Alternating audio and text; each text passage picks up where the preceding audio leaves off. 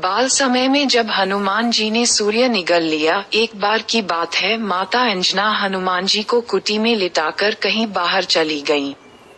थोड़ी देर में इन्हें बहुत तेज भूख लगी। इतने में आकाश में सूर्य भगवान उगते हुए दिखलाई दिए। इन्होंने समझा ये कोई लाल लाल सुंदर मीठा फल है। बस एक ही छलांग में ये सूर्य भगवान के पास जा पहुँचे और उन्हें पकड़कर मुंह में रख लिया। सूर्य ग्रहण का दिन था। राहु सूर्य को ग्रसने के लिए उनके पास पहुंच रहा था। उसे देखकर हनुमान जी ने सोचा ये कोई काला फल है, इसलिए उसकी ओर भी झपटे। राहु किसी तरह भागकर देवराज इंद्र के पास पहुंचा। उसने कांपते हुए स्वरों में इंद्रदेव से कहा, भगवन, आज आपने ये कौन सा दूसरा राहु सूर्य को ग्रसने के लिए भेज दिया है? यदि मैं भगा न होता तो वह मुझे भी खा गया होता। राहु की बातें सुनकर भगवान इंद्र को बड़ा अचंभा हुआ। वह अपने सफेद ऐरावत हाथी पर सवार हो हाथ में वज्र ले बाहर निकले। उन्होंने देखा कि एक वानर बालक सूर्य को मुंह में दबाए आकाश में खेल रहा है। हनुमान ने भी सफेद ऐरावत पर सवार इंद्र को देखा। उन्होंने समझा कि यह भी कोई खाने लायक सफेद फल है। वह उधर भी झपट पड़े। ये देखकर देवराज इंद्र बहुत ही क्रोधित हो उठे।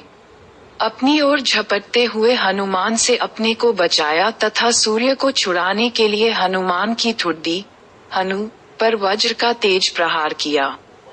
वज्र के उस प्रहार से हनुमान का मुंह खुल गया और वह बेहोश होकर पृथ्वी पर गिर पड़े।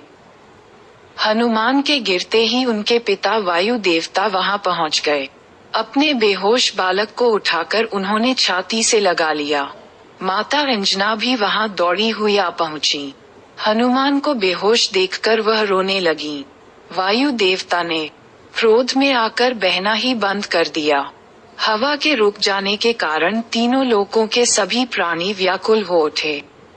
पशु पक्षी बेहोश होकर गिरने लगे। पेड़ पौधे और फसलें कुम्हलाने लगीं। ब्रह्मा जी इंद्र सहित सारे देवताओं को लेकर वायु देवता के पास पहुँचे। उन्होंने अपने हाथों से छूकर हनुमान को जीवित करते हुए वायु देवता से कहा, वायु देवता, आप तुरंत बहना शुरू करें। वायु के बिना हम सब लोगों के प्राण संकट में पड़ गए हैं। यदि आपने बहने में जरा भी देर की तो तीनों लोकों के प्राणी मौत के मुंह में चले जाएंगे। आपके इस बालक को आज सभी देवताओं की ओर से वरदान प्राप्त होगा। ब्रह्मा जी की बात सुनकर सभी देवताओं ने कहा, आज से इस बालक पर किसी प्रकार के अस्त्र शस्त्र का कोई प्रभाव नहीं पड़ेगा। इंद्र ने कहा, मेरे वज्र का प्रभाव भी अब इस पर नहीं पड़ेगा।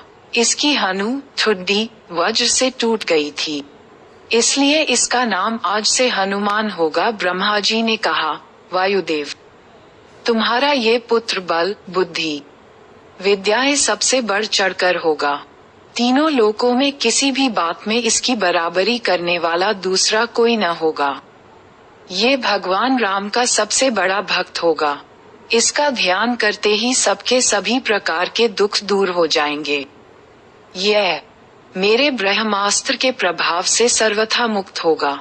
वरदान से प्रसन्न होकर और ब्रह्मा जी एवं देवताओं को प्रार्थना सुनकर वायुदेव ने फिर पहले की तरह बहना शुरू कर दिया। तीनों लोकों के प्राणी प्रसन्न हो उठे।